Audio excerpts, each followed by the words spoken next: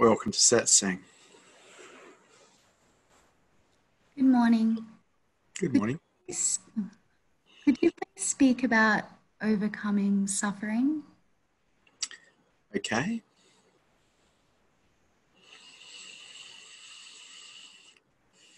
Well, the Buddha stated that life is dissatisfying in the first of the Four Noble Truths. And it's absolutely true. Life is dissatisfying. And the reason for that is very simple. We're constantly desiring things to be different than how they are. Now, a mild desire doesn't create suffering, but a strong desire does, because it's a form of resistance. And so we look at, well, how can we have a life where we don't suffer? Well, simple, don't resist. But that's more difficult than meets the eye, because we're programmed to resist. We're programmed to actually contract. We're programmed to actually suffer. The other thing that causes suffering is when we get attached to something and then it gets threatened, or we fear that it's going to be in some way damaged or taken away. We then go into resistance again. So once again, resistance causes suffering. And so the two major things that cause suffering are desires and attachments, which is what the Buddha stated in the second of the Four Noble Truths. And it's absolutely true. He got it right 2,500 years ago. This is what causes suffering. Most people don't really get it. They don't get that they are creating their own suffering by the resistance they're putting into what they want or what they're trying to protect. And so at some point in consciousness rising, you get to see, aha, if I don't resist, if I don't contract to life, I'm not going to suffer anywhere near as much as I have been. And that's absolutely true, profoundly correct. But it's difficult because we probably got that information later in life, after the age of 7. And after the age of 7, we've all got default patterns of resistance and contraction, probably based around belief systems that have expectations on them. And when those expectations aren't met, there's contraction and resistance. And so in that way, we've been programmed to suffer. But as adults, we can change that. As adults, we can see it and stop resisting, stop contracting to life. And so I teach the way of the heart, and the way of the heart for me is the practice of openness, because when we're wide open, we feel love. And when we feel love, we want to take care of everything and everyone, which is very beautiful. It's a beautiful way to live. But in openness, there's no contraction. There's no resistance. And so there's no suffering. There may still be pain, but pain is not suffering. Pain is pain. Suffering is when we resist pain. And so the less you can resist life, the less you suffer. And so I watch people get offended by things, and that's them deciding to suffer. Not consciously, but that's exactly what's happening. The moment we take offense, we go into resistance to what is, we suffer. And we suffer at our own hands. Though most people wouldn't like to take responsibility for that, they'd prefer to blame something else for that. That is immaturity. Blaming someone else or something else for how you feel, considering you're the one that makes you feel, is immature. And so in a lot of ways, it comes back to maturity levels.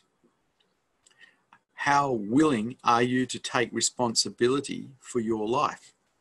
How willing are you to take responsibility for your feelings? Because you make you feel. The world and other people cannot make you feel. Only you can do that.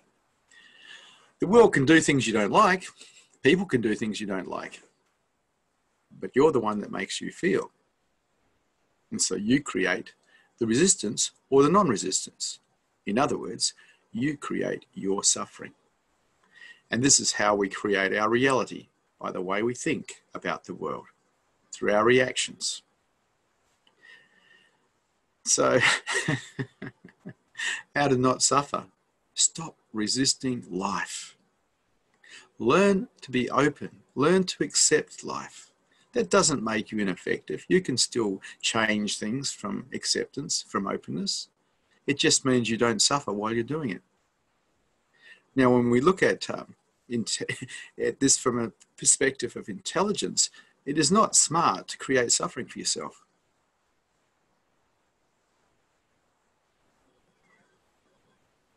See the point. Stop suffering. Stop resisting life. See the point. Whatever you practice, you're going to get good at. Stop resisting life. Start accepting it. And watch how the suffering disappears. It's going to be up to you, because only you can do this. Nobody can do it for you. Are there any questions? Any statements? Or any challenges to this teaching here today? The first question.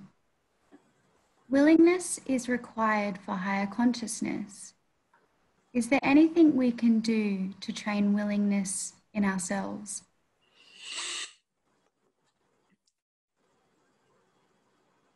Well, if you're not willing, you're not willing. I had one teacher, his name was Tirtha. He used to say, well, you just haven't suffered enough yet. I don't know if that's true or not, but there is something in it. It's like, if you're not willing, why aren't you willing? Only you can answer that question. Nobody can answer that question for you. If you're not willing, maybe it's because you have blinded yourself to what's going on. Maybe you're living in hope that things are going to get better, or someone's going to wave a magic wand over you and it's all going to be okay. Take off your blinkers, take off your rose-colored glasses and have a look. You create your reality. And if you're not willing to change it so you don't suffer, wow, you must be not seeing something. Is openness the only thing we are required to do to nullify resistance? You can't be in resistance and be open. It's that simple.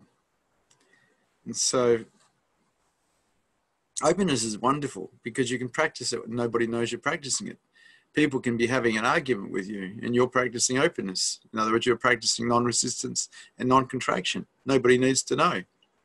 And, you know, people talk about, oh, I haven't got time for a spiritual practice. How about practicing openness in the marketplace? You got time for it. Nobody knows you're doing it. And it'll show you where all the obstacles inside of you are for your freedom. Because in the practice of openness, you'll get to see what contracts you. You'll get to see what needs to be undone. You'll get to see how you resist. You get to see the very things that stop you from perceiving your own heart. Openness is brilliant. It counts for everything. Do I have to suffer long enough before I can truly surrender? You don't have to suffer at all. But if you want to, well, you know, nobody's going to stop you. Do you have to suffer long enough? That's ridiculous. It's up to you. You're going to create your reality. If you want to suffer, you just go ahead and suffer and see if it makes a difference. It doesn't change anything. You know, I watch these people go into protest against all sorts of different things. And they go in angry, you know, in resistance. And they create much suffering for themselves, which they, by the way, share with everybody they're with. And they think that somehow they're making a difference on the planet. What, they're bringing more darkness to the planet. You can go into a protest from openness and put your hand up and say, I don't like this. You can stand in front of a tree that's going to be cut down in a place of openness. You don't have to be angry. You don't have to be in resistance. You don't have to be suffering yourself. But people don't understand that. It's like, gosh, you want more light on the planet. Find love. And love happens as a result of openness, not as a result of contraction and resistance because you think someone's doing something wrong. Stop suffering. It doesn't change a thing. I feel upset with my partner. It feels like a negative filter is over all aspects of my life. Escape this. I didn't hear the last bit, sorry. The question was, how can I escape this? I'm sorry, you're breaking up. I didn't hear the last bit. How can I escape this? Okay, there's something wrong with your mic settings on your computer. You're cutting out. You've probably got a noise suppressor. Okay. So you feel upset. When you feel upset with your partner, it feels like a negative filter is over all aspects of my life. How can I escape this? There's a wonderful old saying. This is from a husband's perspective anyway. Happy wife, happy life. We care about the people we love. We care about our partners. And when they're not happy, when we're not happy with them, it affects everything. But we don't have to rely on them for our happiness. We can be happy independently of how they are feeling or how they are doing or what's happening inside of them. But that would mean that we'd have to be self-contained and self-loving rather than reliant on an outside source for our happiness. And when we look at higher consciousness, in a lot of ways, it is about being self-contained, being self-loving, self-accepting, self-nurturing. And we're only talking from the perspective of the ego right now in the mind.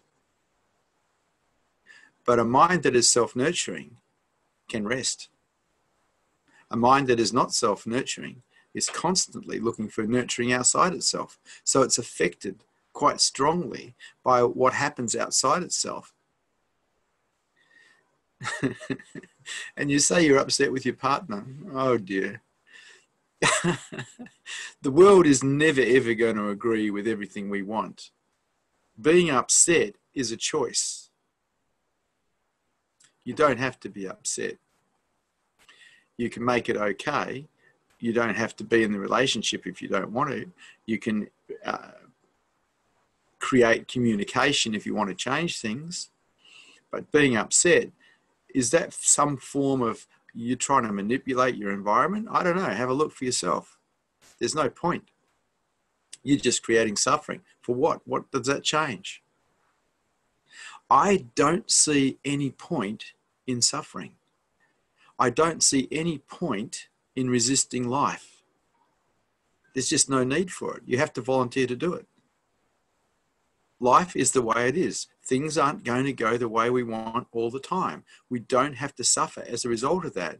We can accept life as it is. But of course, that's up to us. It's much easier to do that if we are self-nurturing, if we have self-acceptance and self-love, because we're more self-contained. We're not reliant on trying to get love outside of ourselves or acceptance outside of ourselves. And so the foundation for higher consciousness is self-acceptance. And that's completely up to you because no one can help you with that but you. And so you're asking, how can you escape feelings? Stop creating them. You're responsible. It's nobody else. Nobody else is doing anything to you. You're doing it to yourself. How can you escape? Stop it. Accept things as they are. Use communication to make things work if you want to, or leave if you want to. But there's no point suffering. Okay. Did you always choose to surrender in your romantic relationships? Did you sometimes decide it was better to give the relationship up? Romantic relationships. Wow, that's an interesting word. I don't think I'm a romantic type, actually. I'm too pragmatic. I don't mind buying flowers and getting a beautiful card sometimes and maybe writing some poetry, but I've never seen myself as a romantic type. More pragmatic. If I love someone, I let them know.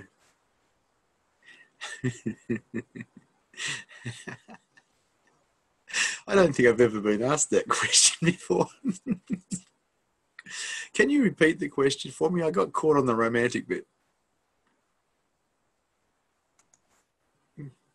Did you always choose to surrender romantic relationships? Or did you sometimes decide it was better to keep the relationship up? Okay, your computer is really chopping everything out that you're saying. I'm having trouble understanding you. Can you ask the question again, please? Did you always choose to surrender in your romantic relationships? Or did you sometimes decide it was better to give the relationship up?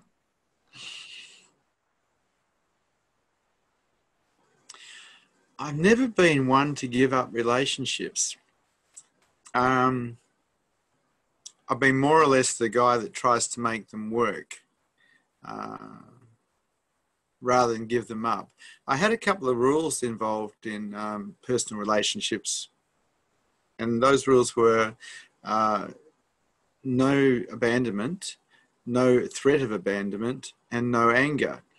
And the reason that I had these rules was I could see clearly that I didn't want to manipulate and control someone through their wounding, because most humans have abandonment wounding, because I saw that as cruelty.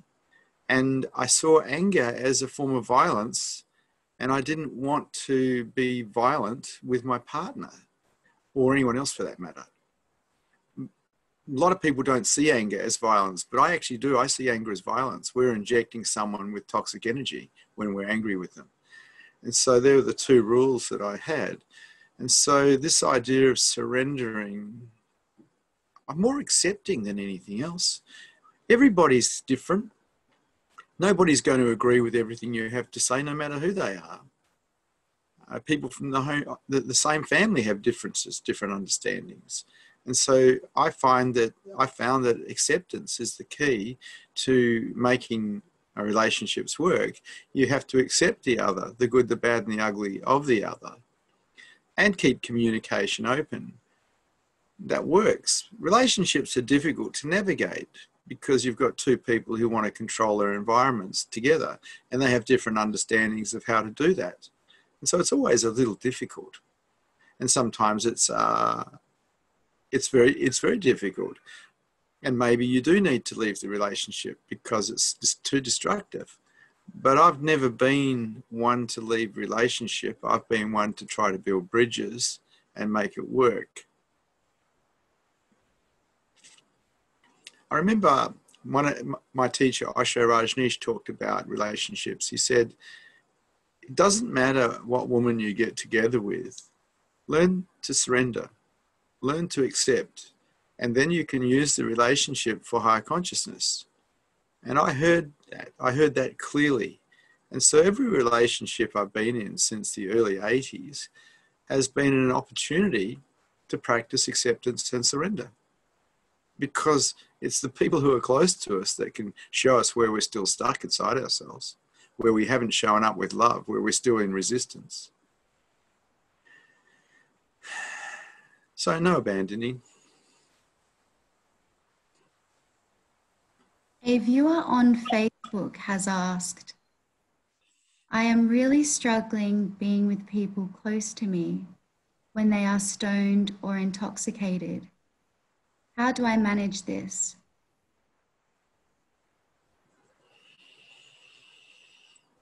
Yeah, it is difficult because when people get stoned and intoxicated, they go into lower consciousness. They don't go into higher consciousness. And so it's difficult to be with them and communicate with them. And some of them may have bad habits in those spaces as well. I operate from a place of acceptance. So I accept people wherever they're at.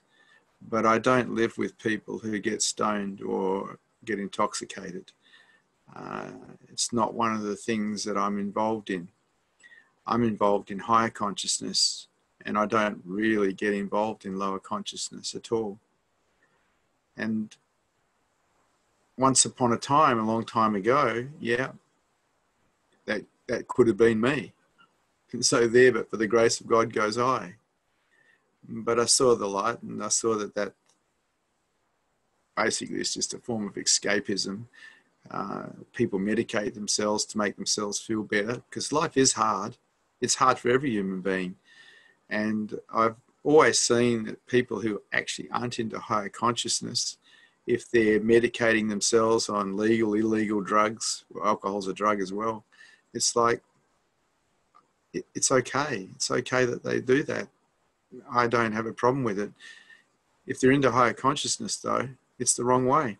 It just takes you back into lower consciousness. It darkens you. It doesn't make you brighter. It doesn't give you more clarity. They say there's certain drugs that will give you insights, like ayahuasca. Insights are only invitations to do the work. They're not the answer. Other drugs can relax you. Fair enough. But if you're really into higher consciousness, you don't really want to get involved in mind-altering substances. It's up to you. I'm not laying down any rules. Whatever people do is their business.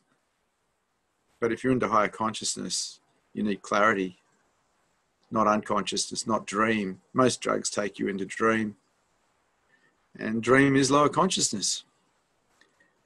If you're into higher consciousness, you need sanctuary. And it's difficult if you're with people who are doing a lot of alcohol or a lot of drugs. It may mean that you need to find somewhere else to live. I don't know your whole situation.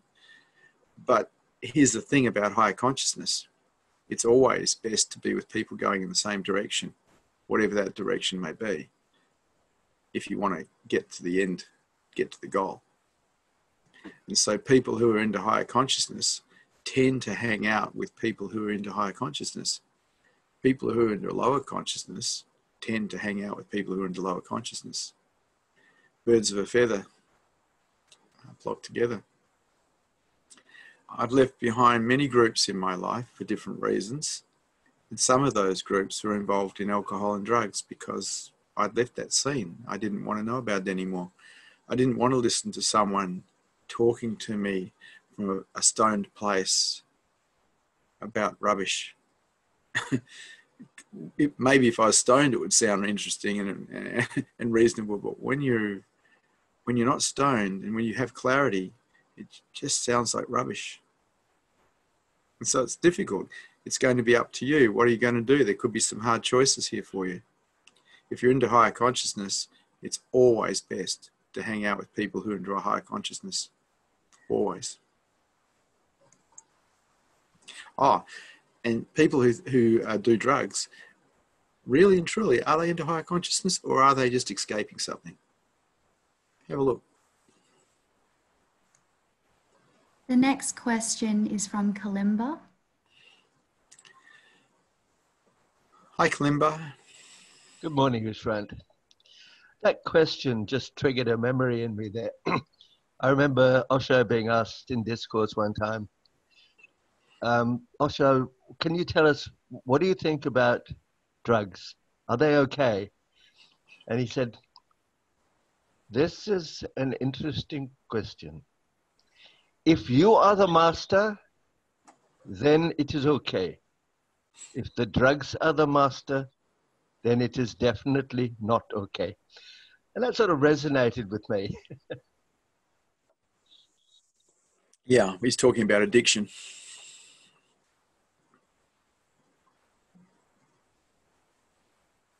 Yeah, exactly. I mean, because I took, as probably all of us did, took recreational drugs in my time. Haven't for quite a long time, but I just, as I said, that just triggered a memory, so I thought I'd share it. Yeah, I heard what Osho had to say on drugs as well, and I had to have a really good look at myself at some point when I was using marijuana, And I realized that really I was just trying to get away from something. I was just relaxing my mind because it had been basically disturbed by the day or whatever. So I was trying to take the edge off that. But what I realized is it just lowers my consciousness levels. It didn't give me more clarity. It didn't raise my consciousness levels. It just took me down. And I was really into higher consciousness. I was a seeker. So I just had to give it all away. And what are you into? You know, basically it comes back to what are you into? Are you into escaping or are you into higher consciousness? Yeah, I totally agree. If you're into higher consciousness, then you don't need that stuff, and it's actually a stumbling block, as you've said. Anyway, thanks for that. Yeah.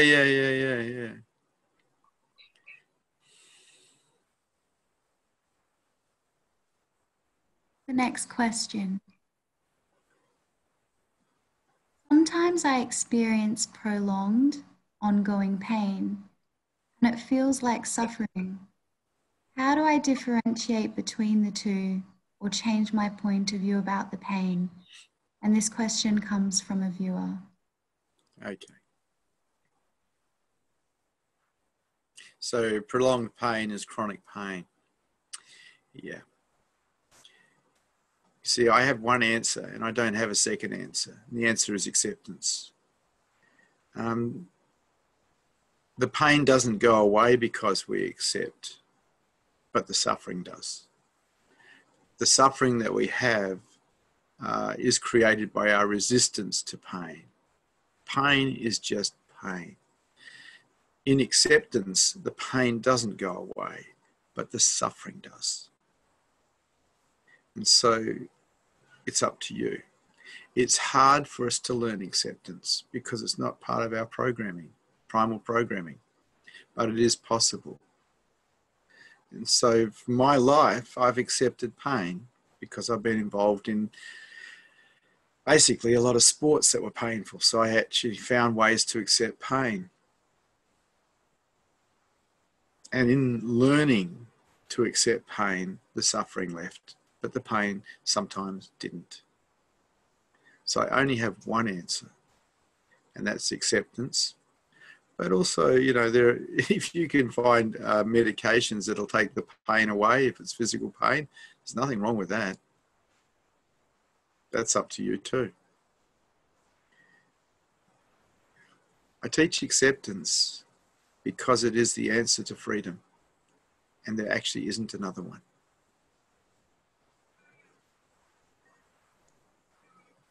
Do you think that psychotherapy can help someone to suffer less? Heck yeah. It can also help someone to suffer more, depending on what happens inside the psychotherapy process. We get involved in psychotherapy and suddenly we become our own psychotherapists. We become our own analysts, and people can think that somehow that is going to help us spiritually grow. But the truth is now we have another program where we're problem solving inside our own mind, and we're caught in our own minds again, psychoanalyzing ourselves. And so this happens to a lot of seekers actually.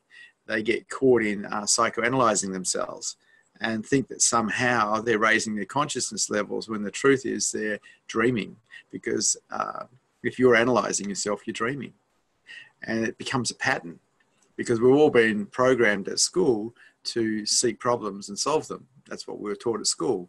And so in psychoanalysis, we can actually put that programming into play, thinking that somehow we're doing ourselves an amazing amount of good when really we're just taking ourselves into another dream where we hurt ourselves. And so there's a danger in it.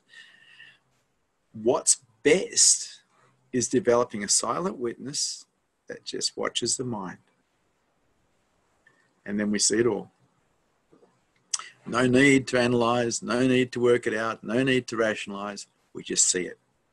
And because it's seen, it can be stopped. Until we see what our mind's up to, there's nothing we can do about it. It just runs automatically and unconsciously. In witnessing the mind, we then get choices to continue what we're doing, which is probably reaction, or to respond. Witnessing the mind, developing a silent witness, is probably the best thing a human being can do towards higher consciousness.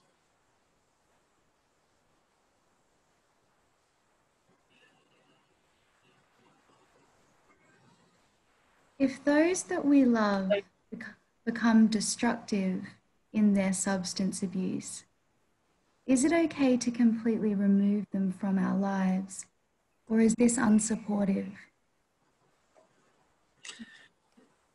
It depends what you mean by destructive.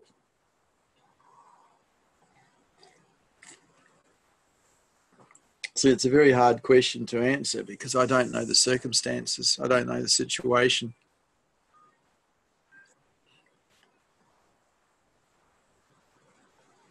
Okay, the next question.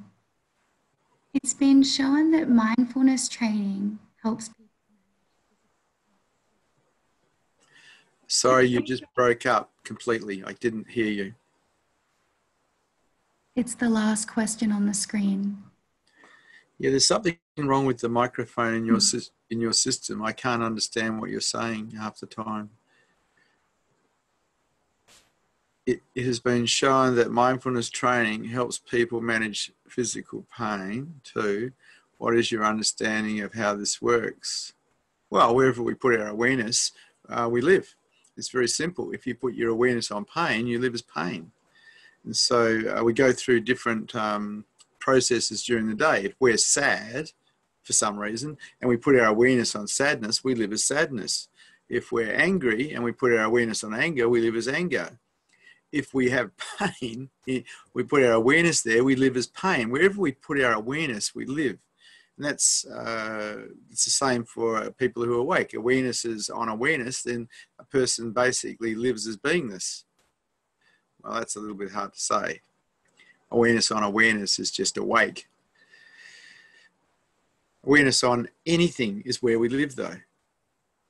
And so if you put all your awareness on the pain, of course, you're going to be in pain.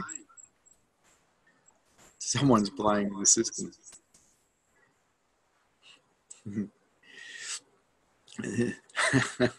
My assistants are trying to help at the moment. They're playing with the technology.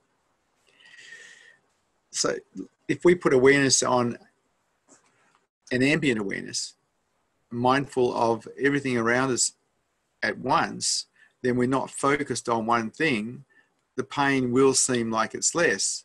We put all our awareness on the pain and it'll seem like it's more because it's our total focus. And so mindfulness training, being mindful of what is real, the pain is real, by the way, but other things are real as well. Your breath's real, what you see is real, what you hear is real, what you're feeling is real. And so if we have an ambient awareness or mindfulness of other things besides the pain, it does lessen the experience of the pain because we have our awareness spread. But if we have our awareness just totally on the pain, then that's what we pick up, pain. It becomes our totality. And so yes, mindfulness training definitely helps deal with pain.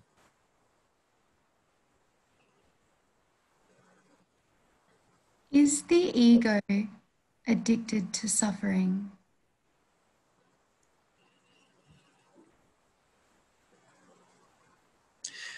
I don't think you can say that the ego is addicted to suffering.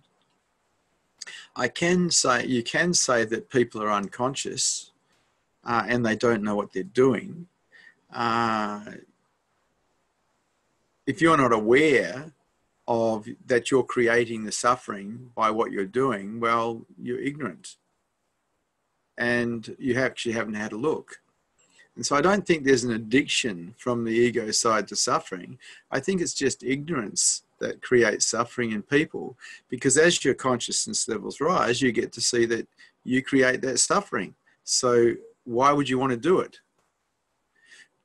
It's only out of ignorance that people suffer. If you watch the mind long enough, you'll see how it all works. You'll see how it creates whatever is going on, pretty much. But if you watch the mind long enough, you also get to see that you don't actually have to resist life. You don't have to create that suffering. That's up to you. I don't think the mind gets addicted to suffering. It gets addicted to things that take it away from suffering, like different types of drugs, alcohol, food, television, gaming, gambling, a whole pile of different things it gets addicted to that take it away from suffering, away from pain. I don't think it gets addicted to suffering, no. If someone betrays me, I always feel I have to get revenge in some way. How can I let this pattern go, as I see it just cause me suffering? Second question. Okay. If someone betrays me, yeah. Why would you want to do that? Human beings do betray. I don't actually have a belief system that they shouldn't, because it's human nature to betray. It's what is in the world. Humans betray. So I don't have a belief system that they shouldn't. And as a result of not having a belief system that they shouldn't betray me, I don't contract or go into resistance when they do. And they do. But I don't contract over it. I don't go into resistance. I don't think revengeful thoughts or get bitter or resentful. It's just what is. It's human nature. Somehow when people betray you, it touches you and you feel pain, so you want to get people back for the pain. Well, that's pretty unconscious. Become more conscious and have a look. Have a look inside yourself. What's actually happening inside of you? Someone betrays you, something gets touched. It hurts, so you want to hurt someone back. Not very loving, not very caring, not very mature. How many people have you betrayed? As people say, well, I don't betray. If you're in a relationship with someone and you've had a pornographic thought about someone else, that's betrayal. So when people tell me they haven't betrayed, it's like, really? Really? It's human nature to betray.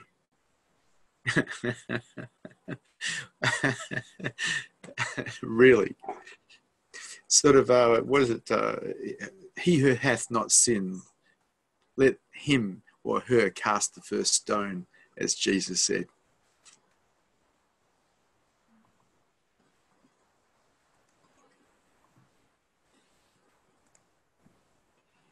Is even the desire to be enlightened suffering? Heck yeah. That desire creates a great deal of suffering, but it is the one and only desire that is worth having, because the desire to be enlightened is the desire that will get you free. All other desires pretty much create suffering for you and don't present a great deal of result. But the desire for freedom, the desire for enlightenment, the thirst for truth is the only desire that should be totally 100% supported, because that one can get you out of jail. That one can get you out of the matrix of your mind, so you know yourself as truth. That desire is worth everything. That thirst is worth promoting.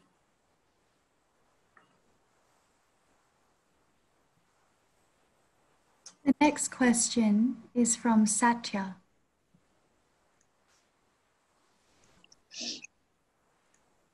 Hi, Satya.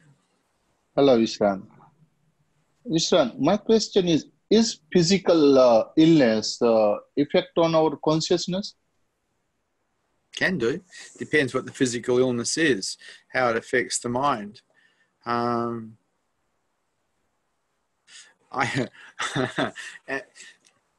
I had hepatitis when I was about 33 or 34, I think, and it affected me a great deal because it made me very, very ill, and I had to stay in bed for 6 months.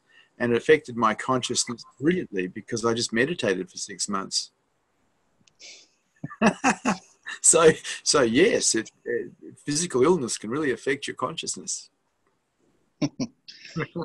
And Vishrant, due to physical illness, people, like suppose someone having high blood pressure or diabetes, or when they take this kind of medicines, so is it also effect on body and on a level of consciousness?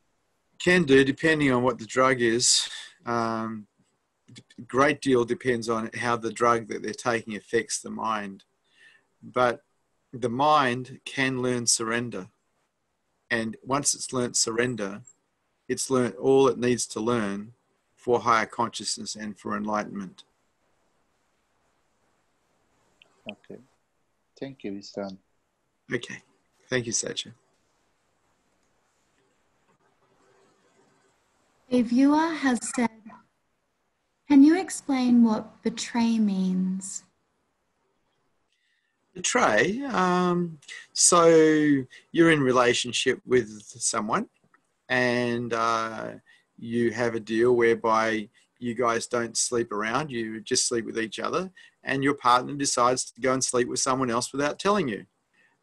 And that would mean that you've been betrayed, because the deal you had with each other has been broken. The commitment you had with each other to be just with each other has been broken. There's been a betrayal.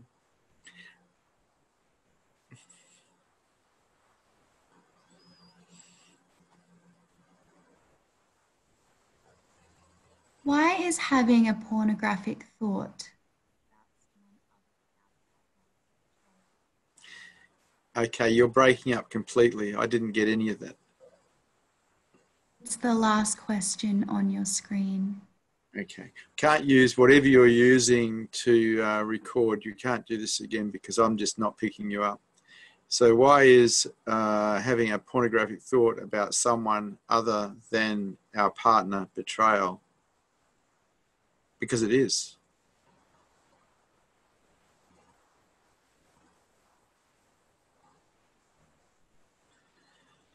I consider myself reasonably happy. Do you think I'm fooling myself and don't even see my own suffering? Most people don't see their own suffering. I don't know what you're like. You may be a very happy person, but most people don't recognize that every desire they have is a form of suffering because it's resistance. Most people don't recognize that every time they get frightened of losing something, they're suffering. Because it happens so much, they don't realize that it's suffering. If you are in a desireless state, you don't suffer. And so you have a look and see. Every thought you have that involves you wanting something to be different than how it is, which is a form of resistance, is a form of suffering, even if it's mild. Now, if we addictively demand something, we suffer incredibly. If we go into massive resistance to anything, we suffer incredibly. But you've got to have a look. You've got to get ruthlessly honest with yourself and see, how is your mind working? What is it actually doing? A lot of people keep themselves away from the feelings inside of themselves that are unpleasant through hope, the hope that somehow things are going to be better later. Now, that's just a dream. It's kind of like a drug that people take to keep them away from reality, the reality of what's here now. So if we take away all our future projections and just live in the now, what's actually here? What's our mind doing? What's it been programmed to do? And I got to tell you, none of us were programmed to be happy at school. We were programmed to be efficient little machines solving problems. And that worked very well for us at school because we got to pass exams and get certificates and whatever we needed to go on. But unfortunately, that usually continues until we die. And every time we go into resistance to anything, it is a form of suffering. It is a form of dissatisfaction. But because we've become so used to it, we don't notice it until the mind stops and then you see it. And so meditation facilitates the stopping of the mind, the quietening of the mind, and then you see it.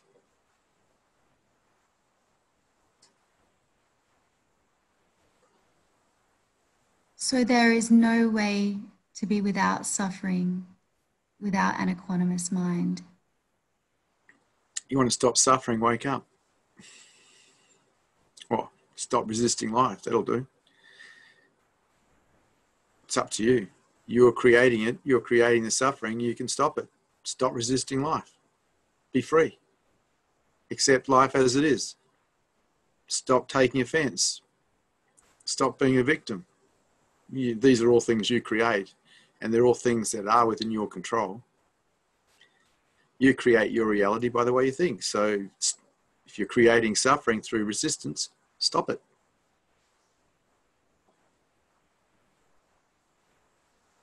The next question. How can I drown out my negative thinking? The first question on the list. Yeah, I can see it. Okay, so yeah, if you're a negative thinker, you've been programmed to be a negative thinker. When I first got into personal growth, it was like it was all about being a positive thinker and developing positive thinking patterns. It didn't take me long to realize that that's actually not a requirement, because people, human beings, are naturally buoyant. We're born naturally buoyant. The only thing that sinks us is negative thinking. We don't need positive thinking, but negative thinking definitely sinks us. And so I first started changing negative patterns in my life when I was 19. One of them was victim-orientated thinking, which is negative thinking. Being a victim of this, being a victim of that, being a victim of myself, being a victim of someone else, being a victim of a situation. That's negative thinking. And so I stopped that. It took years because I was a great victim. But I just refused to be a victim. And so I stopped it. Anytime a victim-orientated thought would arise in my mind, I'd just stop it. The other thing that a negative program or that I saw that was hurting me was worry. Worry is negative programming as well, because it just hurts you. Does not change a thing. As St. Francis of Assisi stated, it does not make you an inch taller. No amount of worry can. And so that was the second thing that I stopped. Anytime worry arose in my mind, I just stopped it. But it's up to you.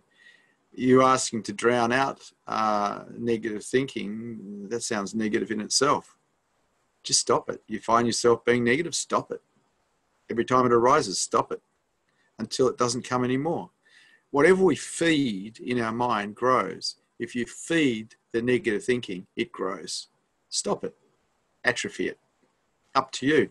And it's not going to be easy. If you're a negative thinker, it's going to be difficult to change those default patterns.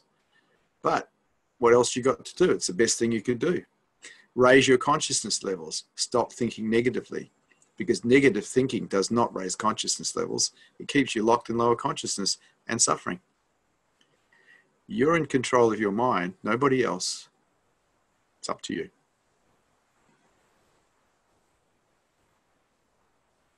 Can positive thinking help us with openness whilst we are learning openness?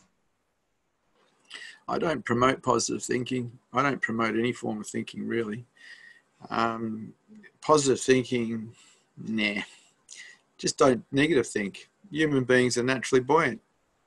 Just don't negative think. Any negative thoughts arise, discount them, and you'll find that you'll be buoyant. You don't need positive thinking. Just don't get involved with negative thinking.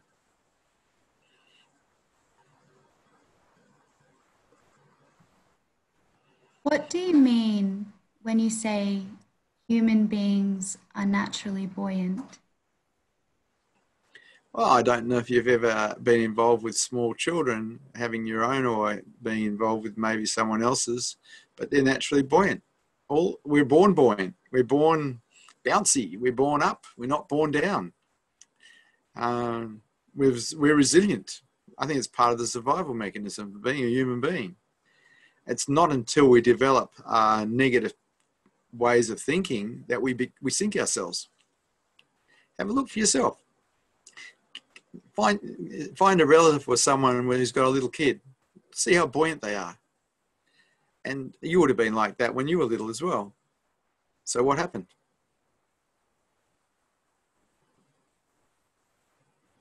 The next question is from a viewer. Do you believe that human beings should only be attracted and attached to one person, and that any other? You broke up completely then, but I'll read the last part of it. And that any other energy is betrayal. Somewhere you're thinking that I think betrayal is bad. I just think it's what human beings do. I don't categorize it as good or bad. It's just what human beings do. They do betray. It's human nature to betray. If you have a look at your own mind, you'll see that it betrays. If you're not honest with yourself, you won't see it, but it betrays. To actually think that other human beings shouldn't betray you is actually out of touch with reality. It's delusional. As far as being attracted to one person, of course you can be attracted to as many people as you like. I was just suggesting that we all betrayal, and I was using an example that if we are in a relationship where we are committed and we actually have pornographic thoughts about someone else, that's a form of betrayal. It was just an indicator that showed that we do betray. It's human nature to betray.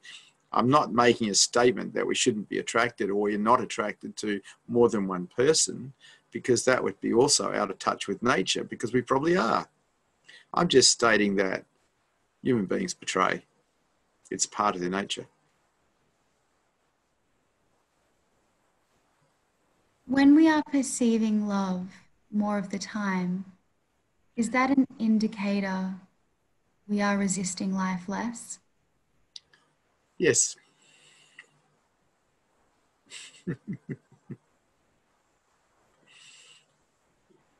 How do I stop the habitual pattern of seeing myself as a victim of circumstances? How the world has wronged me.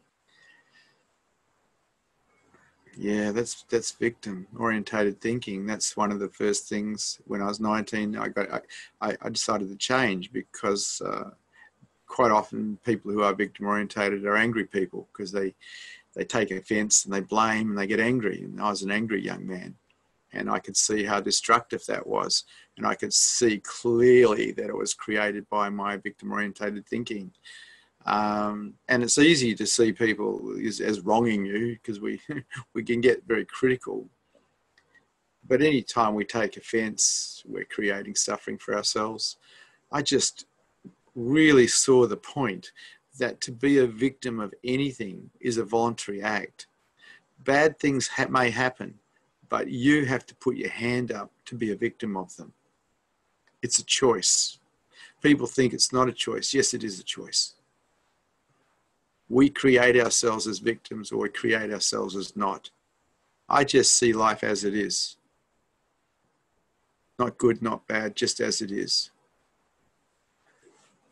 You want to see yourself as a victim? Well, you'll suffer until you die, because there's always going to be things to blame for how you feel. You're the one doing it to you, though. Nobody else is doing it to you. You're responsible for your feelings. 100% responsible.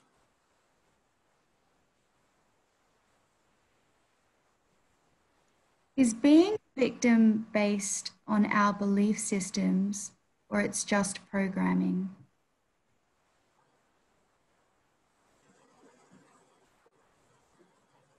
Yeah, it's based on your belief systems.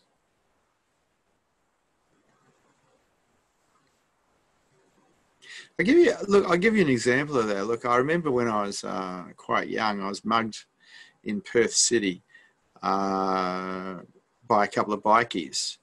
And at that time, I was quite young. I think I was 18 or something, maybe even 17. I don't know. I was pretty young. And these bikies, they beat me up and they mugged me. They stole my money. And I got to have a really good look at that. You know, it's like, now these guys have beaten me up and they've stolen my money. and I'm sore. Now, I can be a victim of that and hurt myself with those thoughts, or I can see this is just what is. And I saw the choice. I saw a choice there.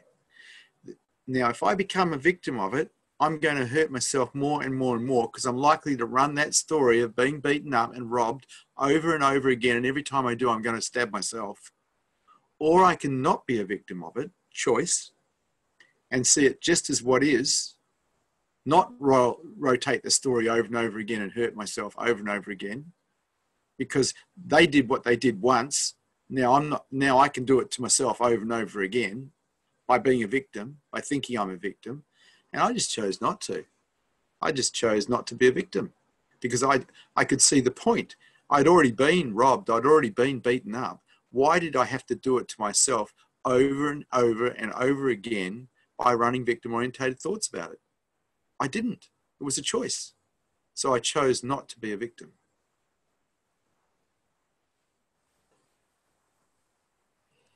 Did your mind still bring the stories up and then you just dismissed them? No, because I had chosen not to be a victim, I moved to acceptance of what had occurred, and the stories disappeared. If we are holding someone in contempt for what they've done, in other words, being a victim of them, we're likely to run the story over and over again. But if we move to acceptance of the situation, it's pretty much over. Acceptance destroys story. As long as we remain a victim, though, there's a story. When life, it's just what is, the story's over. Have a look. It's up to you. I'm not talking about what's fair and what's not fair here. I'm just talking about you not creating suffering for you. That's all I'm talking about. Because when we turn ourselves into a victim, we're the ones hurting ourselves. What's happened has already happened. But now we're hurting ourselves because of the way we think about it. Have a look. When that happened, had you been practicing acceptance for some time? Not necessarily acceptance, but I had spent a lot of time alone as a teenager, and a lot of time in contemplation. I used to walk at night time. I used to walk for hours at night time, just looking at life, wondering about this and wondering about that. And I got to walk with violence. I got to walk with trying to understand violence against me. And I just got to see clearly there was a correlation between me actually being physically hurt and me creating my own suffering. And then I got this book called The Handbook for Higher Consciousness by Ken Keyes, and he talked about this victim orientation and how it works in the mind, and it just all clicked through. It's like, yeah, we create our own reality by the way we think. Bad things can happen to us. We can be a victim of those bad things or not. Our choice. If we choose to be a victim of those things that have happened to us, we will hurt ourselves over and over and over again. The person that did it to us or whatever, they're not doing it anymore. We're doing it to us now. We're doing it to ourselves. And I just saw it and I chose not to do it. I chose not to hurt myself by being a victim.